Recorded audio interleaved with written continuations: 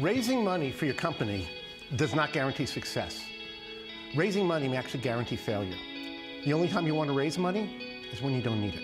I built my career by coming up with an idea, turning that idea into a profitable company, and then selling it. If you're creative, passionate, and persistent, you already have everything you need to succeed.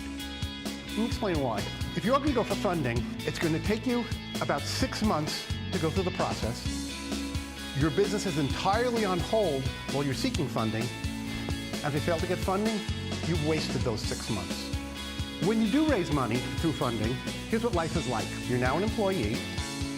If you disagree with their plans, you'll probably be outvoted. And if you mess up, you'll be fired. Talk as an old school face-to-face to every potential customer. You'll find out if your idea solves or doesn't solve their problem.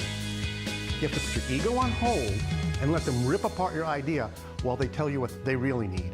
Do this dozens of times, and now you have a roadmap for a product that will sell and customers that will buy. You may find the technology you're building is completely wrong. You may find the marketing ideas are completely off target. Or you may find that one customer who's willing to finance it the way their industry really needs. That's Sherm. He was my first mentor. Sherm forced us to lay out the problem, lay out all potential solutions, and weigh the upsides and downsides of each. I learned that getting good advice is never free, but I also learned that having to convince a mentor or board of advisors about your idea is the best way to prove that you've analyzed your idea from every angle.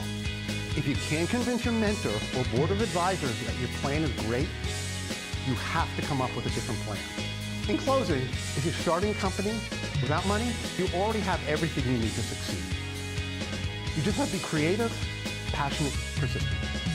And it works. What Marty does is he makes you examine exactly how far you can go with your own resources, and that helps us to understand that the resources that might be made available through other means aren't necessarily the things that you need, because you end up losing control. And as long as you can maintain control over what you're doing and continue to proceed towards your goal, you're probably in better shape than when you hand over control to someone else. Marty was really inspirational in that, he's started so many companies, had so many experiences, and he was very willing to share his lessons, so I really appreciate that. My daughter, when she was 11 years old, about a month before her birthday, she was writing a new birthday wish list every single day, and I thought, there should be an app for that. After I did that with the kids in the app club, we sat around for a couple of weeks coming up with something, and I finally said, let's do something that doesn't need to use the screen.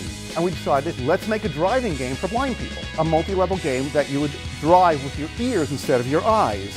It was the most popular app in the App Store in 2014, and they honored us with Developer of the Year in 2015.